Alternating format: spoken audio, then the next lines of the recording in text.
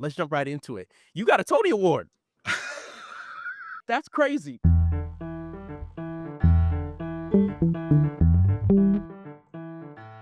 What's going on, everybody? My name is Hassiem Muhammad, and you are listening to The Actor's Instrument, where we discuss the essential qualities you need to stand out in the entertainment industry.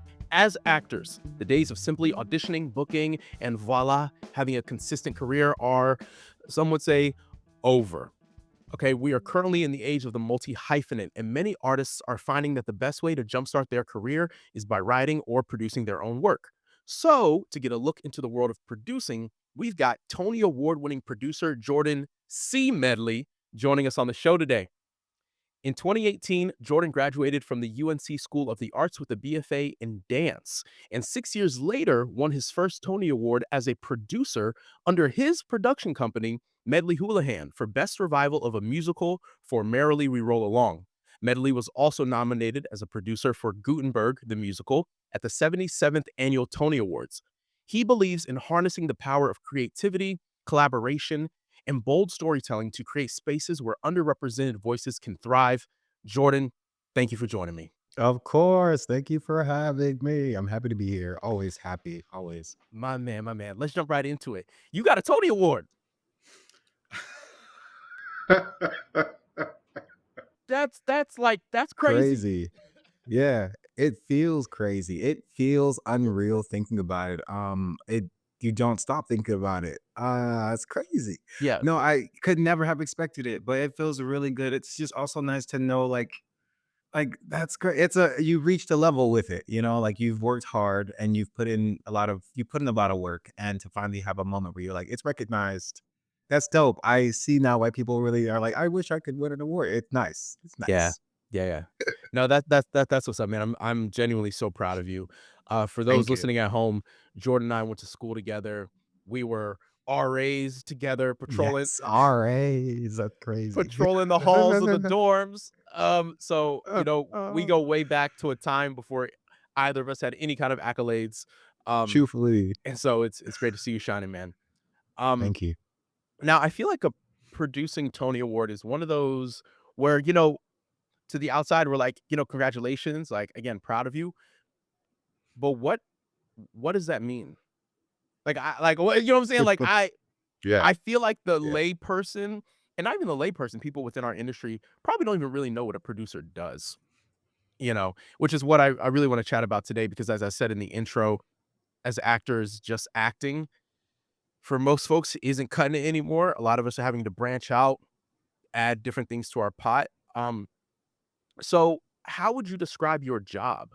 Well, okay, you got recognized for being a producer of the show, but what did that entail?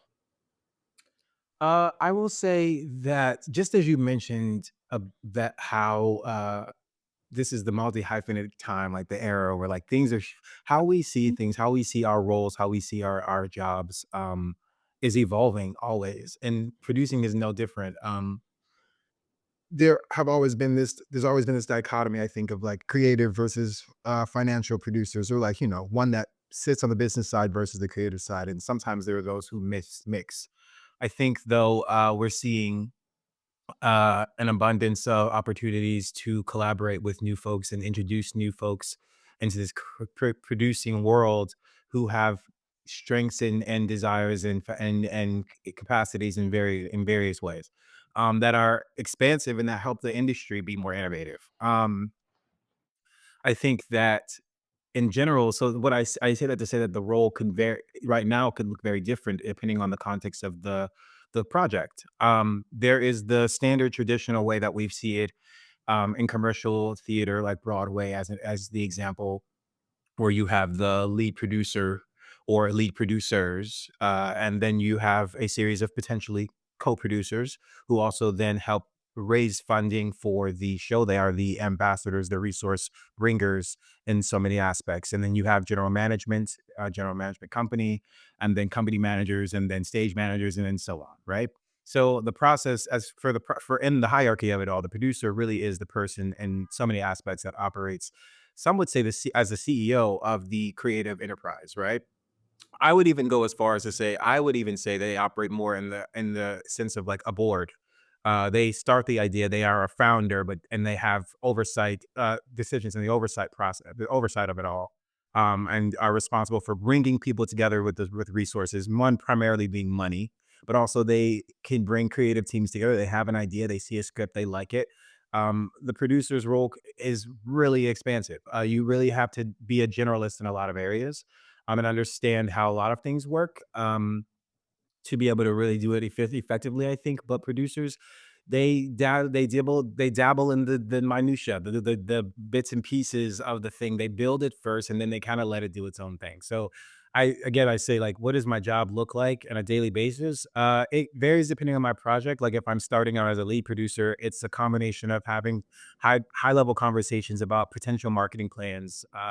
Where are we even gonna? Who are we even thinking about casting? Who is our creative team? What is that gonna cost? Do we have the rights to the work? Who do we go to get the rights? Those kind of conversations.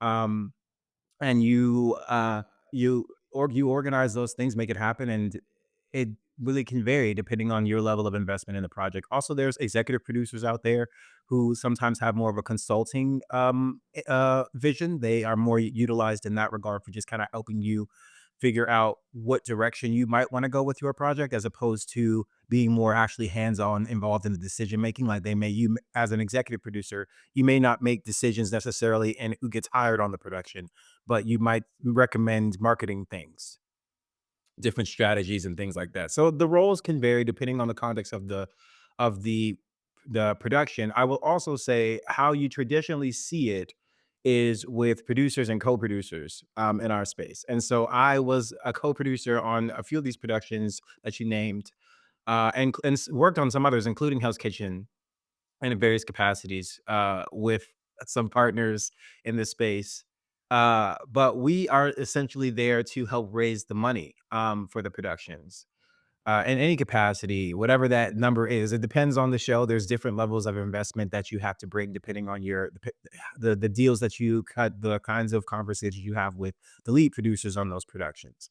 But typically, co-producers can come in that fashion, and there are instances where co-producers, depending on their level of investment or what desire to be invested in the actual producing process and wanting to learn it, then you have instances where co-producers are there as well, involved in some of the marketing aspects and some of the other internal things that go on with the production itself. Because as again, as you know, there are some producers who just raise money, and there are some producers who really want to be involved. So it the same kind of you get the same kind of breakdown across the gamut of producer, executive producers, co-producers, people who want to do either or do both. It just kind of varies depending on, where you come in. Okay. I have so many questions. Of course, ask away. Because Yeah. this is fascinating to me. Okay, okay. Merrily we roll along. Mhm. Were you more of a lead producer on that, or was that a co-produce? Well, sorry, and also correct me because you have a producing partner at your company, right? So technically, y'all, I'm guessing you guys are always co-producing with each other. But in terms of the whole production, Merrily, were you lead producer, co-producer? Was your responsibility more on fundraising or more on the creative side? We were in the in when raising for with Medley Houlihan with my producing partner at the time. We're no longer raising together. I'm on my own venture at this moment in time, doing my own thing. We can get into that at some point. But nonetheless, when we were raising money together, it was under Medley Houlihan, and it really depended on the production. We were mostly co-producing, just in the sense of raising money for the shows.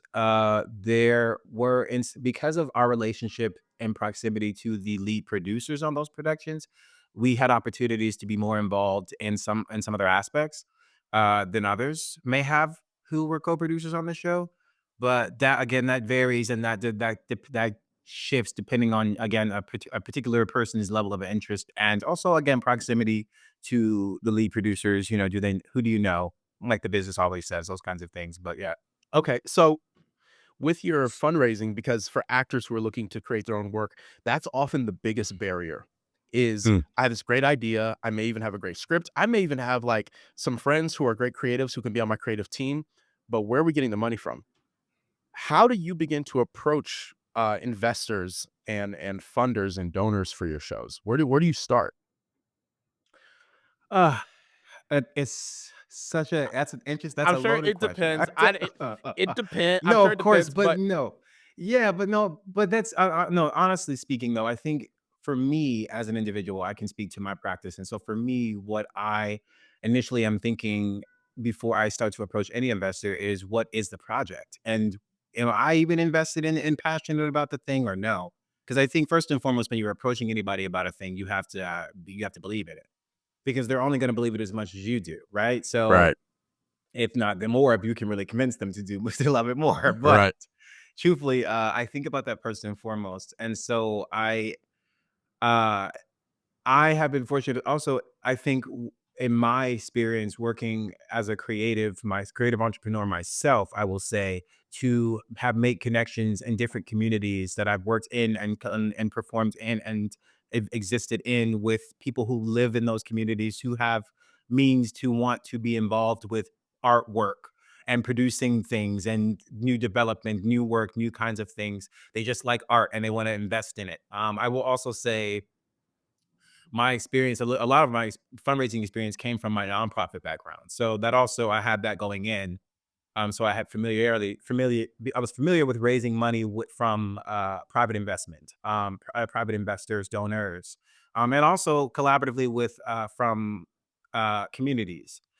Very extremes, very different types of donations and fundraising. But I say all that to say that those areas are places where I think I cultivated my abilities to raise and to think about where to go to raise. I will say, look at your community first and foremost, and who's already supporting the things that are going on, who's already providing funding or opportunities or space. It may not always be money too. It's like, what are people providing? Are there spaces? There's like a local coffee shop around like in Harlem coffee shop I like to go to.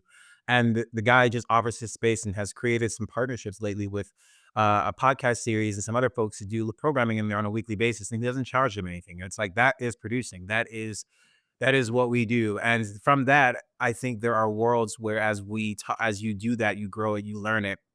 What you then can do is create momentum and energy around your thing, and then that can compel people to want to purchase a ticket to see it. I think when we're talking about funding strategies now, finding private investors is hard as hell. I'm being honest. Um, it's no real good answer as to where to find them. It's really a matter of just knowing, like using your network, talking to everybody you possibly can and asking people. Someone said it to me this way. They said they made a list of three sections on the list. People they know with money, people who they think have money, and people who I think he got a nice watch. So truly, but yes, also, but then people they know who think they know people who might have money. Like it's like you have layers to it. Like you can look at you there's the strategy to it really is kind of using your network. It really is tapping into it. I'll say for sure. a list of because I love the practical tools, right? Okay, lean on your network. Who do you already know? I like you said, who do you know who's already supporting that kind of work, right? Um, and then practically begin to create your list. There's a column of folks who you know have money, a column of folks who you think may have money, and who's in the third column? In the third column, it's folks who you think know somebody that has money. Oh, so like a middle person who like, okay, could you introduce me to so and so? I believe you. Like last night, I was at the Alvin Ailey Gala, and I imagine that's a lot of networking. You know, they have the party. You find somebody who you think has money. Hey, would you like to buy a ticket to this show benefit? It's going to cost you Yeah. however much for a plate, and they're like, oh, sure. And then they get there, Yeah. and then it's a little more of warming them up and getting them to that place. Yeah, Maybe. I also want to be clear that I want to make sure it doesn't seem like I'm promoting this idea of making it transactional. I think there's a way where it can be mutually beneficial, and I think also there's never any harm in meeting people, right?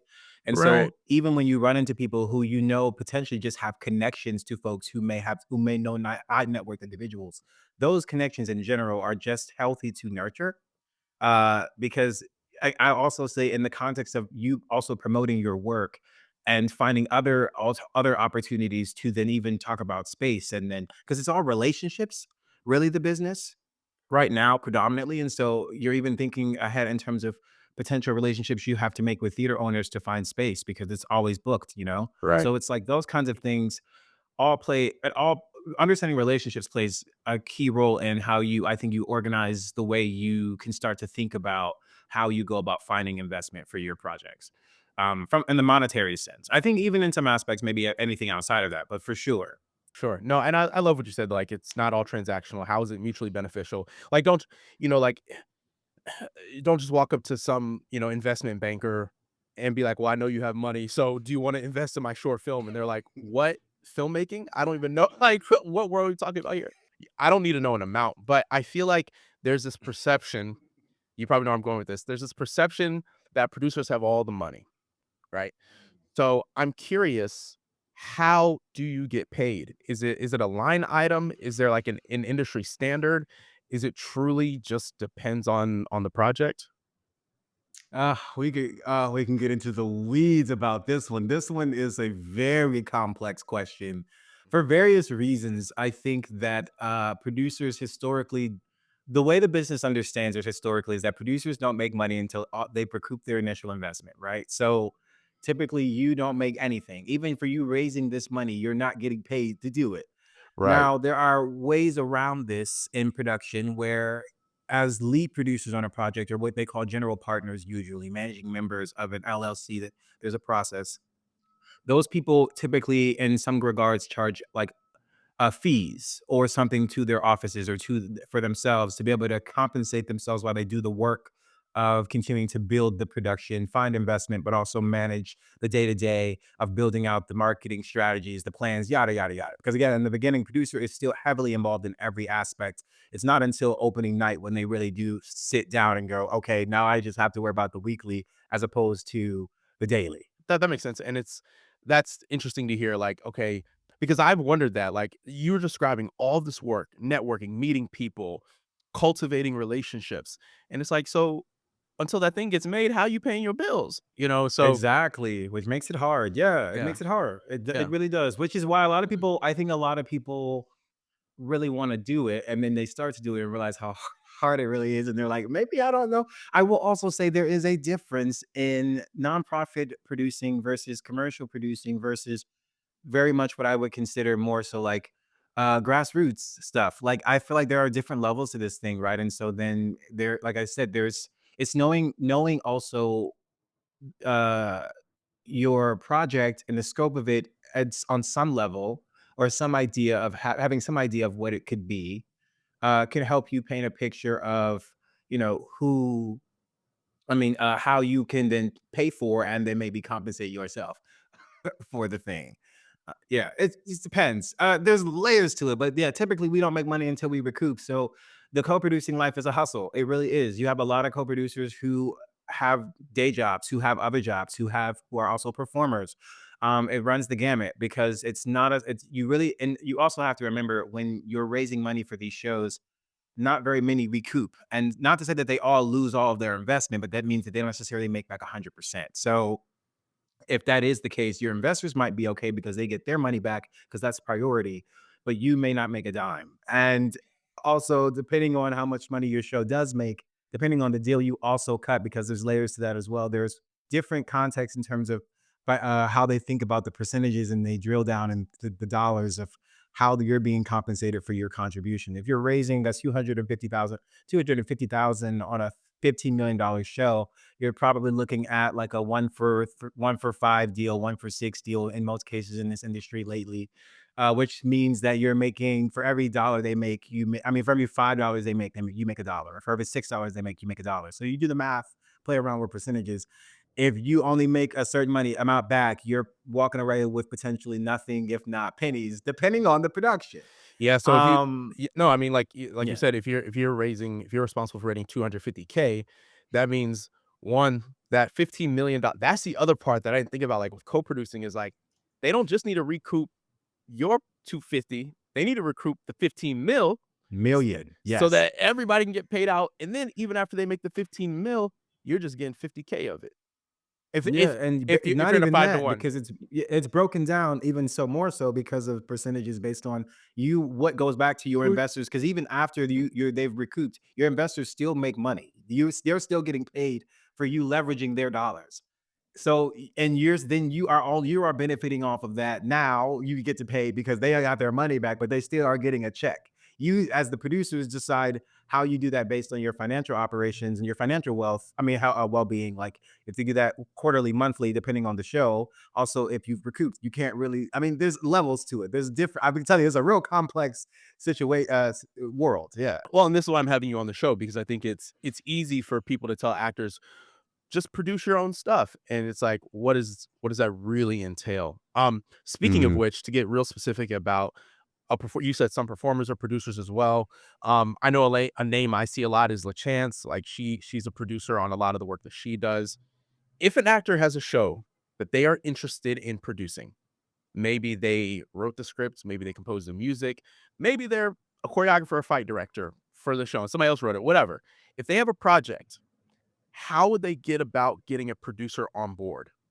What's the first step they should take? Let's say me, Hassiem, I'm like, yo, I have this incredible project that I wrote and I really think it could be a hit. What do I do next?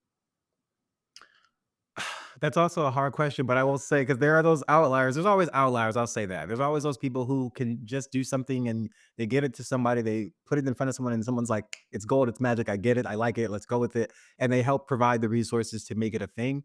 That rarely happens, but that is a thing that can happen. But what typically happens, I would say, and I would advise, before you approach any producer of that level, I will also say this: what consider what it is that you want for the project. Everybody strives for Broadway, but Broadway's expensive. And the opportunity to make money is much the risk is much greater. And the opportunity to make money can be very narrow, right? Because of the cost. And so you really have to understand some of that, right? And so when you're thinking about the project, is it Broadway, off Broadway? Is it just something local, like running at a local community, a local theater somewhere, regional, whatever? Those kinds of conversations with yourself and your project, because I think that will then give you perspective as to who to go to, how to approach producers. Because there are, again, you understanding that already says to them that you have an idea of what it could be, because one of the hardest things for a producer to do, what we are not there to do, is to, if you come to us with the vision, it is not our job to build the vision for you. It's to help build resources to make it happen, right? To help to create, to provide resources to make it happen. Right? Organize the team, bring you into the right sphere so you know how to move it forward from point A to point B. But it is not to do it for you. It's a little different. You as the artist have to have a vision, right? You have to understand the work. You have to really understand what it is to you. And I think that is extremely important and first and foremost. And yes, you can send an email to a producer, but I would also advise that you do your due diligence as a young producer interested in creating a work. If you have a script, do some readings with your friends if that's what it is, but do something and get something on the books, for yourself. Like get the work, have the work be tested and tried enough. And once you get it to a place where you feel like I don't know what's next, then I think that's the moment to approach, right? Because at that moment, then you can have the conversation I think more efficiently and more responsibly about what it is that you see is needed for next steps, as opposed to I don't have a vision. Can you tell me how to do it? Which is harder for us to do because I don't know what you want. Like if there's options, right? So I think that's something to really consider when approaching producers in general, and to remember that, because I think a lot of people forget that that's the real difference. Like we don't. There are producers who may involve themselves to an extent, to certain degrees, but I say if you really want to approach them, that is something to consider. Bring them something good, and it doesn't even have to be good, to be honest with you. But bring something thoughtful and tried and true, right? Like know that it's worked, prove the concept, and it makes it easier for you. Again, that's not necessarily the gospel, but it's just the way that I approach it. I think about it, and the ways that I've seen success in my experiences is bring something that feels a lot more put together. So we don't have to ask you all the questions, you have more answers. I like that. I like that, like, in preparation for, say, a pitch or something, and this is probably I know you're in the theatrical space, but I assume it works the same in film and television, like, you're excited about the project, it's been tested. I like you said about it being tested. right? Maybe that means it's just a reading in your living room. Maybe it means getting it produced at some like real small theater to start, get some audiences in front of it. And then your capacity to sit in front of a producer across the table and say, like, this is why I think it's going to be successful. And here are all the reasons. And what I'm hearing you say is like basically make it to where like they just want, like, they see an opportunity that they can't pass up. Like Yeah, because yeah, if it's I juicy think enough. for sure. And I think producers, but the reality is what I'm getting at is producers are partners, right? Like we're not necessarily there to control it. I think there's also a prevailing image sometimes in our industry, and it's not unfounded. There's been a lot of manipulation and abuse in our worlds and our systems, but I think there's a existing belief that producers can be tyrannical and want to control a lot. But I think for me, the practice is about collaboration and partnership. Like I'm thinking about being your partner in this. And so I have more confidence as a producer who's advocating for you in this work with investors. I have a lot more confidence in advocating for you if you also feel confident in what you're advocating for. I have a lot more confidence in advocating for you if you also have done your work of having tried the thing and made mistakes and figured some things out and asked critical questions of it, because then you're going to be with me on the journey of trying to build it, as opposed to me guiding both of us and trying to involve others in the process. I don't want to carry all the work myself, is what I'm getting at. So I think it's a relationship, it's a partnership for sure. That's how I see it. I see it. I think it's also evolving more into that way, into that space more than it has been historically in our business as well, as we talk about more talent entering the space, new talent entering the space. No, I like that. I like thinking about it as a partnership. You're seeking a partner in this endeavor. Now, something that I feel like is a very hot topic for us actors and performers is casting, right? So sometimes you audition for something, you don't hear nothing back, and we get told a lot, like, it's not because of how good you are necessarily, or sometimes the director will even say, like, I auditioned for a TV show once. I won't say what it was or who the director was, but I knew the director personally, and they reached out to me afterwards and they said something along the lines of like they had other plans, which I assume he was referring to the producers and or executives. How much sway do you guys have over the casting process? Again, that really just depends on your involvement, and what kind of agreements you have with the people, the partners involved. If typically a co-producer isn't making those decisions on that level, that's general management and producer and the lead producers, the general partners in the mix. Less even general management, more so they just implement they just build the contracts and do all the negotiating and things on behalf. But uh typically, yeah. I think about Merrily. It's starring Daniel Radcliffe, major star. I'm assuming that there's somebody really high up who helped to make that happen, and there wasn't anybody else who was going to be able to be in that role because they're like, no, we're gonna have Daniel. Yeah, well, to give context, because it's been a work in progress for a few years now, they did have a very distinct idea as to who they wanted to do in terms of who they wanted to use in terms of casting. Uh, they, the folks that were in the major Broadway production were pretty much the same folks all From the around in workshop. terms of the leads. Yeah, exactly. And so it was just a matter of consistency in that regard. But in the context of just thinking about the industry when it comes to these casting choices that are made, these decisions that are made, I will speak from the producing and from the management side of it. Having operated in those spheres more predominantly, it it's a combination of inequities in our space uh, and ignorance. I will say it's rarely a matter of it's rarely in my experience, it's rarely a matter of talent, more so a matter of some things like to give context. If you're doing 8 shows a week in Alphaba, that's a substantial thing to sustain. And when looking at potentials to fill the roles, you're not necessarily trying to disqualify a person because you don't necessarily know if they have the capacity to do it, but you're more inclined to hire someone who has experience having performed in that kind of setting, Because you're also thinking about, as the producers, in those casting choices, you're thinking about the bottom line, correct? Because it's a business, right? So you're thinking, is this person, how much is it going to cost to have this person? Is this person going to bring a certain amount of dollars potentially? Those kinds of things.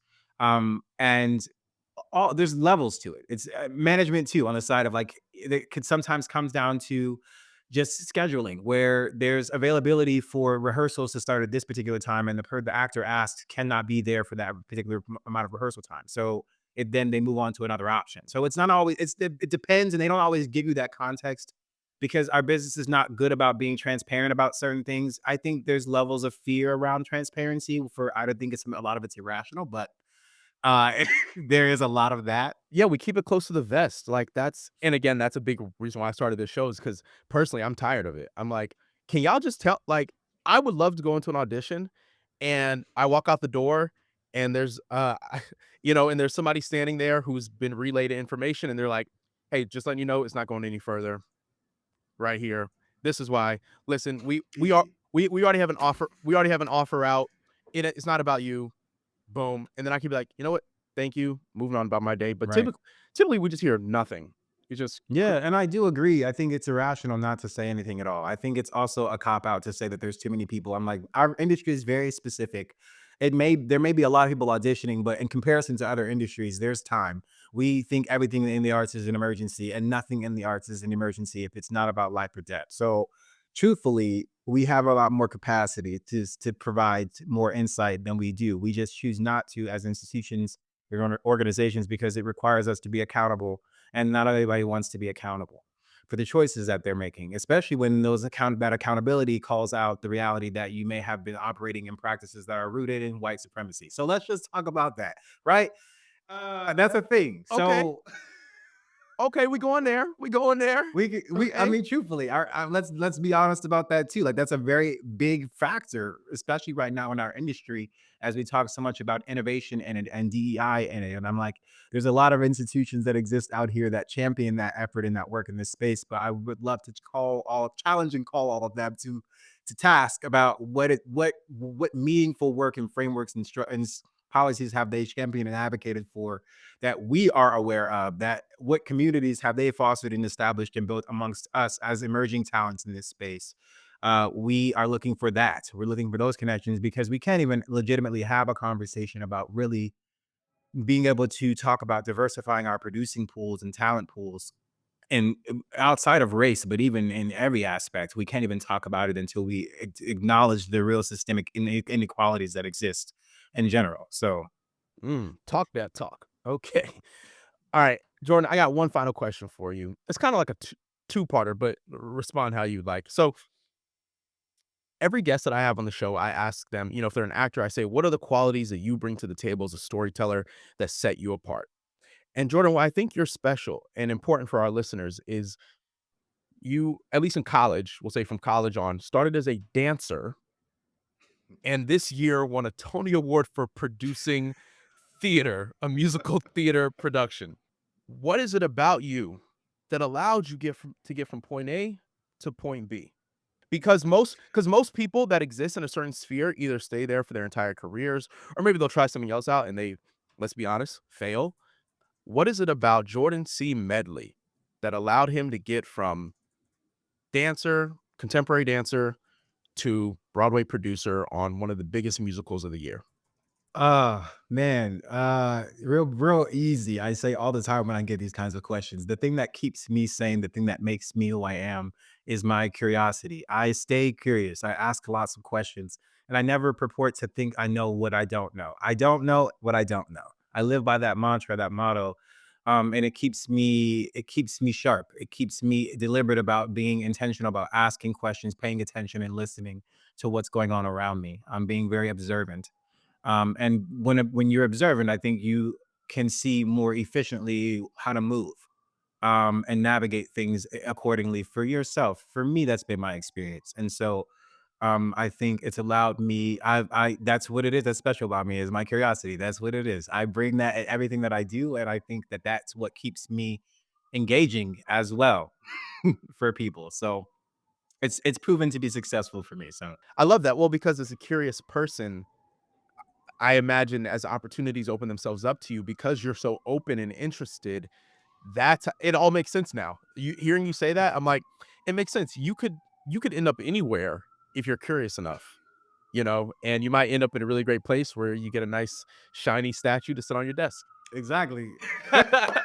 You never know. You never know. You I'm never telling know. you, I got some great advice from some folks when I started my time at Wicked, and they said, and I'll never forget this, they said that this road is not linear, it's winding. There's options, there's choices to make.